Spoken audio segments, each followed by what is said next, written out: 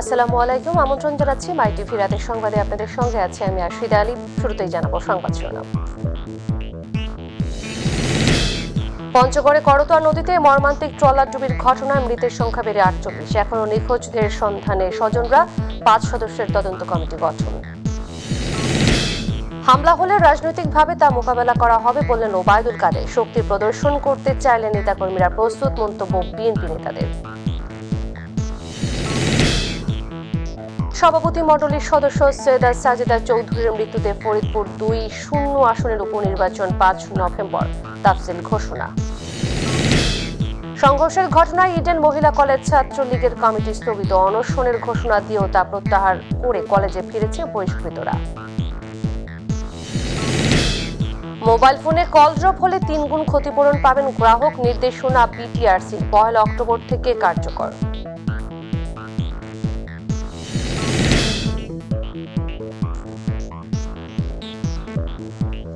বলছিলাম সংবাদ শিরোনামগুলো, এবারে বিস্তারিত।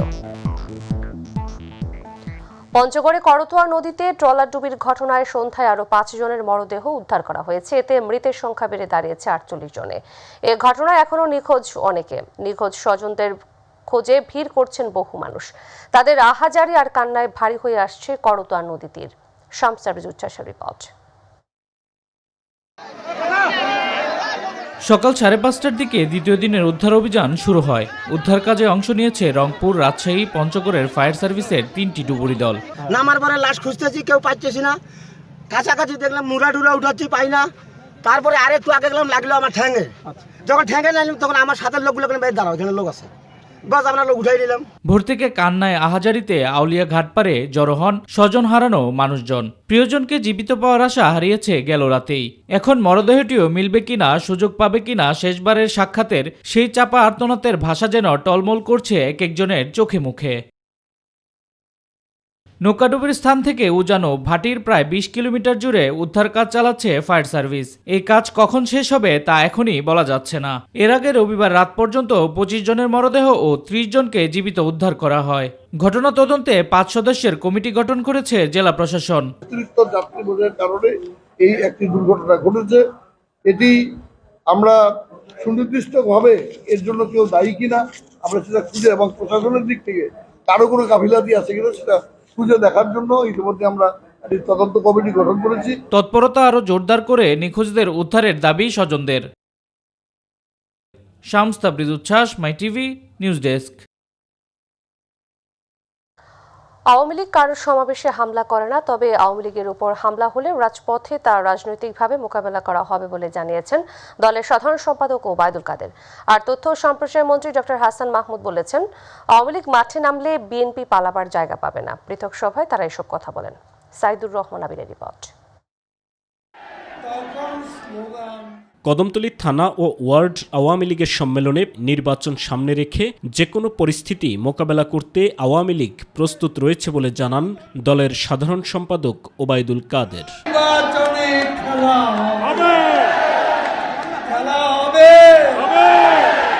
রাজনীতি করি বাংলাদেশের মুক্তিযুদ্ধের চেতনাকে বাঁচাতে, বন্দুকের নলের মুখে কেউ আমাদের ক্ষমতা বসায়।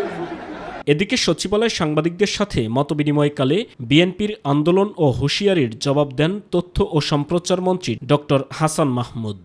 বিএনপি তো আসলে চায় একটা সাংঘর্ষিক রাজনীতি, তা আমরা আমাদের নেতাকর্মীদের সংযত আচরণ করতে বলেছি। আওয়ামী লীগ রাজপথের দল। আওয়ামী লীগ যদি আজকে ঘোষণা দেয় আগামীকাল থেকে আমরা রাজপথে থাকব, তাহলে তাদের কাউকে খুঁজে পাওয়া যাবে না। ধানমন্ডি 32 নম্বরে বঙ্গবন্ধুর প্রতিকৃতিতে শ্রদ্ধা জানান ব্রাহ্মণবাড়িয়া নাসিরনগর উপজেলা আওয়ামী লীগের নবনির্বাচিত কমিটি। সাইদুর রহমান আবির, মাই টিভি, ঢাকা। আওয়ামী লীগ দেশকে শ্মশানে পরিণত করেছে বলে অভিযোগ করেছেন বিএনপির স্থায়ী কমিটির সদস্য ইকবাল হাসান মাহমুদ টুকু। রাজধানীতে এক সমাবেশে তিনি অভিযোগ করেন, রাজপথে আওয়ামী লীগ শক্তির প্রদর্শন করতে চাইলে বিএনপিও প্রস্তুত বলে জানান দলটির নেতারা। প্রশাসনকে নিরপেক্ষ ভূমিকা পালনেরও আহ্বান জানান তারা। মাহবুব শেখের রিপোর্ট। পূর্বঘোষিত স্থানে আওয়ামী লীগের সমাবেশ ডাকায় পুলিশের নিষেধাজ্ঞা মেনে ধানমন্ডিতে সমাবেশ না করে পার্শ্ববর্তী হাজারীবাগ বেড়িবাঁধ সংলগ্ন এলাকায় বিক্ষোভ সমাবেশ করে ঢাকা মহানগর দক্ষিণ বিএনপি। ক্ষমতাসীনদের রাজপথে মোকাবেলা করতে বিএনপি প্রস্তুত বলে জানান বক্তারা। মারামারির জন্য আমরা ওপেন ডিক্লেয়ার দিলাম, আরে ভাই আমরা তো লাঠি দিতে চাই না, ওই লাঠিবাজদেরকে থামান। আমরা ঝগড়া মারামারি করতে প্রথমে রাজি না, কিন্তু আমরা বলেছি আওয়ামী লীগ যদি মারামারি করতে চায় আমরা রাজি আছি। এ সময় প্রশাসনকে নিরপেক্ষ ভূমিকা পালনেরও আহ্বান জানান বক্তারা। পুলিশ ভাইরা আপনাদেরকে আমি জানাতে চাই, কোন সরকার শেষ সরকার নয়, সকলেরই পতন আছে, রয়ে রয়ে কাজ করুন। আপনার জনগণের কাতারে চলে আসুন, আবার এই দেশে গণতন্ত্র ফিরিয়ে আনুন। বিএনপির সাথে দীর্ঘদিনের জোটে থাকা দল জামাতের সাথে আওয়ামী লীগের সখ্যতা বাড়ছে বলে মন্তব্য করেন দলটির স্থায়ী কমিটির সদস্য ইকবাল হাসান মাহমুদ টুকু। আমি বলছি এখন সময় এসেছে আওয়ামী জামাত বলার জন্য, কেননা ওনারা জামাতের নিবন্ধন ক্যান্সেল করে কিন্তু বেআইনি ঘোষণা করে না। তাহলে কি আমি বলবো ওনাদের পরকীয়া প্রেম চলছে?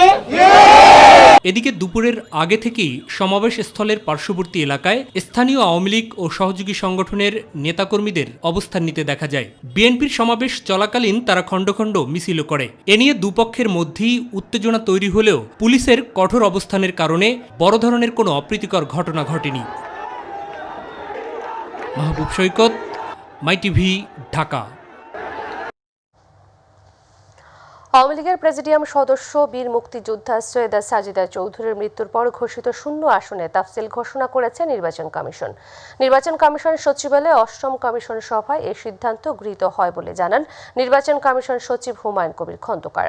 এছাড়াও ইভিএম এর প্রতি মানুষের আগ্রহ বাড়াতে আর ইভিএম নিয়ে অপপ্রচার ঠেকাতে বেশ কিছু লক্ষণীয় কাজ করছে নির্বাচন কমিশন বলে জানান সচিব। আবু সাইদ রিপোর্ট। শপথ গ্রহণের ৭ মাসের মাথায় ৮ম সভায় বসেছে নির্বাচন কমিশন। লক্ষ্য আগামী জাতীয় সংসদ নির্বাচন অবাধ, সুষ্ঠু ও নিরপেক্ষ করার।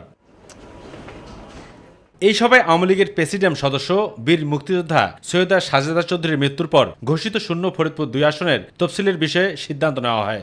২ নম্বর এজেন্ডা ছিল the representation of the people's order 1972 এর আর্টিকেল 26D এর পর নতুন আর্টিকেল 26E সন্নিবেশনের প্রস্তাব। এরপর সভা শেষে সাংবাদিকদের সাথে কথা বলেন ইসি সচিব। তুলে ধরেন ফরিদপুর শূন্য আসনের তফসিল, মনোনয়নপত্র দাখিল ও প্রত্যাহার সহ ভোট গ্রহণের তারিখও। মনোনয়নপত্র দাখিলের শেষ তারিখ 10 অক্টোবর 2022, মনোনয়নপত্র বাছাই 12 অক্টোবর 2022, প্রার্থিতা প্রত্যাহারের শেষ তারিখ 19 অক্টোবর 2022 এবং ভোট গ্রহণ 5 নভেম্বর 2022। ইভিএম বিষয়ে অপপ্রচার বন্ধ এবং এর প্রতি জনগণের আস্থা ফেরাতেও কমিশন কাজ করছে বলে জানান ইসি সচিব। তৃতীয় যে সিদ্ধান্তটি, এটি আমাদের ইভিএমের যে পিডি কর্নেল রাকিব, তাকে দায়িত্ব দেওয়া হয়েছে টিভিসি করার জন্য, যাতে জনগণ ইভিএম সম্পর্কে স্পষ্ট ধারণা পায়। আবু সাইদ, মাই টিভি, ঢাকা। আমরণ অনশনের ঘোষণা দেওয়ার কয়েক ঘন্টা পরই নিজেদের সিদ্ধান্ত থেকে সরে এসেছে ইডেন মহিলা কলেজ ছাত্রলীগের সদ্য বহিষ্কৃত নেত্রীরা। দুপুরে আওয়ামী লীগ সভাপতির ধানমন্ডির রাজনৈতিক কার্যালয়ে অনশনের জন্য ঢোকেন ইডেন কলেজ ছাত্রলীগের বহিষ্কৃত 12 নেত্রী। সেখানে প্রায় 1.5 ঘন্টা বৈঠকের পর কার্যালয় থেকে বেরিয়ে অনশনের সিদ্ধান্ত বাতিলের ঘোষণা দেন তারা। আলতানভি নেওয়াজের রিপোর্ট। দুই পক্ষের সংঘর্ষের জেরে গভীর রাতে সংবাদ বিজ্ঞপ্তি দিয়ে স্থায়ীভাবে বহিষ্কার করা হয় ইডেন কলেজ শাখা ছাত্রলীগের সহসভাপতি সহ 16 জনকে। এই ঘটনায় সকালে সংবাদ সম্মেলন করেন বহিষ্কৃতরা। আমি কিন্তু সহযোদ্ধা হিসেবে প্রোটেক্ট করব, এটাই কিন্তু স্বাভাবিক, কিন্তু ভিকটিমকেও বহিষ্কার করা হলো, কিন্তু ভিকটিমকে যারা মারলো তাদের বহিষ্কার করা হলো না। তাহলে বাংলা ছাত্রলীগের প্রেসিডেন্ট সেক্রেটারি কোন ব্যবস্থার মধ্যে দিয়ে চলতেছে? এ সময় বহিষ্কার আদেশ প্রত্যাহার ও সঠিক তদন্তের দাবি জানান তারা। অন্যথায় ধানমন্ডি পার্টি অফিসে আমরণ অনশনে যাওয়ার ঘোষণা দেন। আমরা আমাদের পার্টি অফিসে আমরা আমরণ অনশন করব। তবে পার্টি অফিসে প্রায় 1.5 ঘন্টা বৈঠক শেষে বেরিয়ে অনশনের সিদ্ধান্ত বাতিলের ঘোষণা দেন তারা। আমরা আসছি, এখানে আমাদের বড় ভাইরাও আছে, আমরা তাদেরকে আমাদের ব্যাপার বলছি, তারা আমাদের দায়িত্ব নিয়েছে এবং আমরা আমাদের ক্যাম্পাসে চলে যাচ্ছি। আমাদের কোনো কর্মসূচি নাই। কলেজ ছাত্রলীগের সভাপতি ও সাধারণ সম্পাদকের সঙ্গে রেষারেষির জের ধরে দুই পক্ষ রোববার বিকালে বঙ্গমাতা শেখ ফজিলাতুন্নেসা মুজিব ছাত্রানিবাসের সামনে সংঘাতে জড়ায়। ওই ঘটনায় কলেজ শাখার সভাপতি সহ অন্তত 10 জন আহত হয়। এরই জের ধরে বহিষ্কার করা হয় 16 জনকে। আলতানফির নওয়াজ, মাই টিভি, ঢাকা। এখন থেকে কল ড্রপে ক্ষতিগ্রস্ত হলে গ্রাহকরা পাবেন 3 গুণ ক্ষতিপূরণ। 1 অক্টোবর থেকে টেলিযোগাযোগ নিয়ন্ত্রণ কমিশন বিটিআরসির এই নির্দেশনা কার্যকর হবে। সোমবার রাজধানীর বিটিআরসি কার্যালয়ে আয়োজিত সংবাদ সম্মেলনে এ তথ্য জানিয়েছে সংস্থাটি। বিটিআরসি জানায়, একই অপারেটরে কল করার ক্ষেত্রে 10 সেকেন্ডের মধ্যে কল ড্রপ হলে গ্রাহক মিনিট হিসেবে 30 সেকেন্ড ফেরত পাবেন গ্রাহকরা। আগামী 1 অক্টোবর থেকে গ্রাহক পূর্ববর্তী দিন, সপ্তাহ ও মাসের কল ড্রপের সংখ্যা *121*765# নম্বরে ডায়াল করে জানতে পারবেন। সংবাদ সম্মেলনে ডাক ও টেলিযোগাযোগ মন্ত্রী মোস্তফা জব্বার এবং সচিব খলিলুর রহমান ভার্চুয়ালি যুক্ত ছিলেন। বিটিআরসি অ্যালাউ করবে না, বিটিআরসি হতে দেবে না, এবং সেই কারণে যেই ব্যবস্থাগুলো নেওয়া দরকার তার সবগুলো ব্যবস্থাই যাতে গ্রহণ করা হয় সেই আহ্বানটুকু জানাচ্ছি। নিচ্ছি বিরতি, ফিরে অন্যান্য সংবাদের সঙ্গে আরো যা থাকছে। মধ্যপ্রাচ্যে অবৈধভাবে মানব পাচার চক্রের মূল হোতা সহ 4 জনকে গ্রেফতার, বিপুল পরিমাণ পাসপোর্ট জব্দ।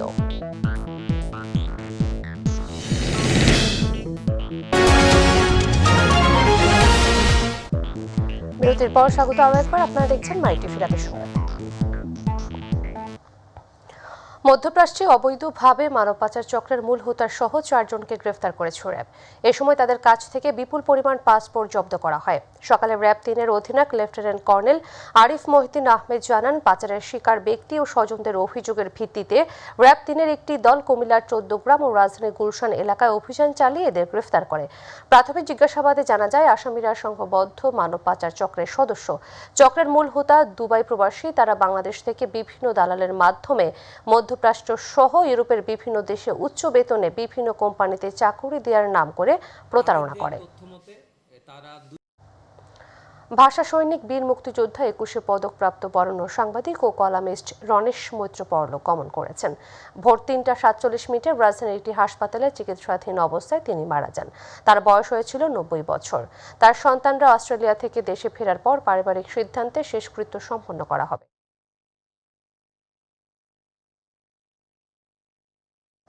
নিচ্ছি বিরতি, ফিরে এসেছি একটু পরে, আমাদের সঙ্গেই থাকুন। রাশিয়ার মধ্যাঞ্চলে একটি স্কুলে বন্দুক হামলায় নিহত 13, আহত অন্তত 20 জন। আত্মহত্যা করেছে হামলাকারী। এবং আয়ারল্যান্ডকে 7 রানে হারিয়ে নারী টি20 বিশ্বকাপ পাচ্ছে অপরাজিত চ্যাম্পিয়ন বাংলাদেশ। হ্যাট্রিক শিরোপা জিতল টাইগ্রেসরা।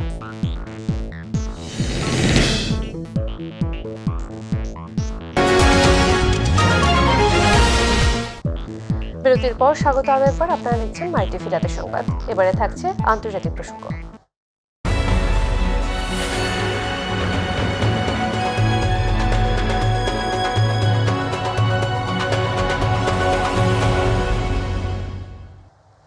রাশিয়ার মধ্যাঞ্চলে একটি স্কুলে বন্দুক হামলার ঘটনা ঘটেছে। এতে 13 জন নিহত হয়েছে, আহত হয়েছে আরও কমপক্ষে 20 জন।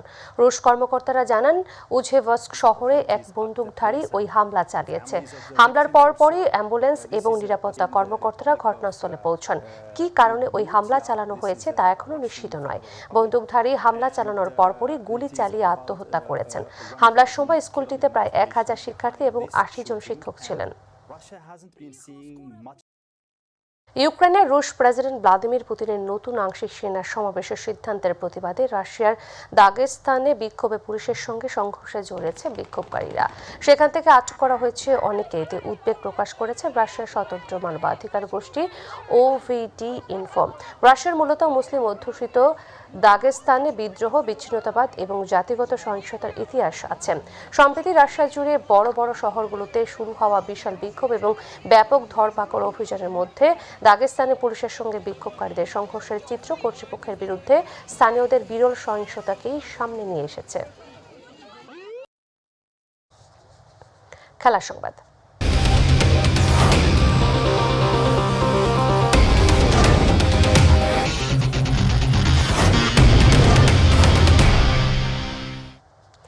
আয়ারল্যান্ডকে 7 রানে হারিয়ে টি-20 বিশ্বকাপ বাছাই অপরাজিত চ্যাম্পিয়ন হয়েছে বাংলাদেশের নারীরা। দুবাইয়ে ফাইনালে টস জিতে ব্যাট করতে নেমে আগেই মূল পর্ব নিশ্চিত করে টাইগার্সরা। ফারজানা হকের অর্ধশতকে 8 উইকেট হারিয়ে 120 রান সংগ্রহ করে বাংলাদেশ। 61 রানের ইনিংস খেলেন ফারজানা। জবাবে রুমানা সানজিদাদের নিয়ন্ত্রিত বোলিংয়ে 9 উইকেট হারিয়ে 113 রানে ইনিংস গুটিয়ে যায় আয়ারল্যান্ডের। রুমানা 3টি এবং সানজিদা নাহিদা সোহেলি নেন 2টি করে উইকেট।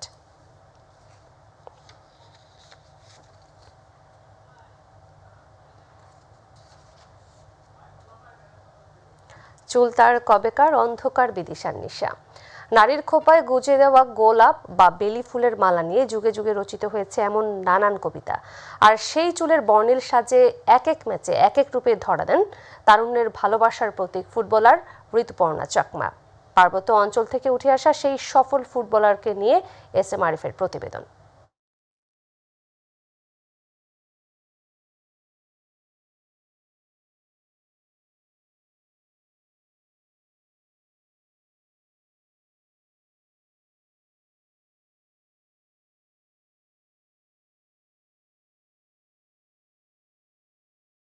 অংশ তাতে বাহারি সব বাঁধনে কারো মনের আয়না ভাঙলে কি যায় আসে।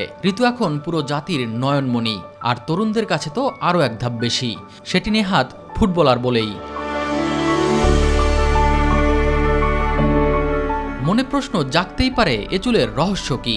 কেনই বা আলাদা ম্যাচে ভিন্ন ভিন্ন আঙ্গিকে বাঁধেন চুল? হ্যাঁ, চুল আমার সবচেয়ে পছন্দের জিনিস আছে আমার চুল। আমার লম্বা চুল খুব পছন্দ, তো খেলার সময় তো লম্বা চুলের একটু প্রবলেমই হয়, সেক্ষেত্রে আমি বেনি করে। চুলের মতোই রহস্যে ঘেরা ঋতুপর্ণার জীবন। সে রহস্য ভেদ হয় কখনো, আবার হয় না। বাবা হারিয়েছেন ছোট ভাইকেও। রাঙামাটির প্রত্যন্ত অঞ্চলে নিম্নবিত্ত পরিবারে জন্ম নেয়া এই তরুণী জীবনযুদ্ধে যেন একাই লড়েছেন। অন্যের বাড়ি গিয়ে কাজ করে দিন এনে দিন খেয়ে বড় হয়েছে। অনেকে দিন মজুর করে বুট কেনার টাকাও পর্যন্ত ছিল না। বিশেষ করে আমি বলবো যে আমার তো কোনো সেরকম কোনো ভালো অবস্থাই ছিল না। আমার বাড়ি ছিল একদম কুড়ে ঘরের মতো। জীবনের কঠিন বাস্তবতার নানান চড়াই উতরাই পেরিয়ে বুকে আঁকড়ে ধরে রেখেছেন ফুটবল। লড়াইয়ে পাশে পেয়েছেন কিছু প্রিয়জনকে। আমার জেঠু, আমার বাবা যখন মারা যায় তখন সে নিজের ছোট ভাইয়ের কাছে রেখে আমার থাকা খাওয়া খেলাধুলা সব কিছুই সুযোগ সুবিধা করে দেয়। শুধু উনি না, অনেকেই ছিলেন, দারুসমণি স্যার, তারপরে শ্রীলামং মারমা, শশীমণি স্যার। আসলে কারোর অবদান কারোর থেকে কম না। যে গ্রাম, যে মানুষগুলোর অবদানে আজকের ঋতুপর্ণা হয়ে ওঠা, তাদের জন্য কিছু করার ইচ্ছা সব সময়ের। তবে সামর্থ্য যে কুলিয়ে ওঠে না। আজকে যে ওনাদের জন্য আমি এই যে শপথ হয়েছি, আমার দেওয়ার তো তেমন কোনো সামর্থ্য আমার কাছে নাই। আমার দেওয়ার আমি সবসময় ওনাদের কাছে যে কৃতজ্ঞ। এসএম আরিফ, মাই টিভি, ঢাকা। সংবাদের শেষ প্রান্তে আমরা, তবে যাবার আগে সংবাদ শিরোনামগুলো জানিয়ে দিচ্ছি আরও একবার। পঞ্চগড়ে করতোয়া নদীতে মর্মান্তিক ট্রলার ডুবির ঘটনায় মৃতের সংখ্যা বেড়ে 48। এখনও নিখোঁজদের সন্ধানে স্বজনরা। 5 সদস্যের তদন্ত কমিটি গঠন। হামলা হলে রাজনৈতিকভাবে তা মোকাবেলা করা হবে বললেন ওবায়দুল কাদের। শক্তি প্রদর্শন করতে চাইলে নেতাকর্মীরা প্রস্তুত, মন্তব্য বিএনপি নেতাদের। আওয়ামী লীগের সভাপতি মণ্ডলীর সদস্য সৈয়দা সাজিদা চৌধুরীর মৃত্যুতে ফরিদপুর 2 শূন্য আসনের উপনির্বাচন 5 নভেম্বর, তাফসিল ঘোষণা। সংঘর্ষের ঘটনায় ইডেন মহিলা কলেজ ছাত্রলীগের কমিটি স্থগিত। অনশনের ঘোষণা দিয়েও তা প্রত্যাহার করে কলেজে ফিরেছে বহিষ্কৃতরা। মোবাইল ফোনে কল ড্রপ হলে 3 গুণ ক্ষতিপূরণ পাবেন গ্রাহক। নির্দেশনা বিটিআরসির 1 অক্টোবর থেকে কার্যকর।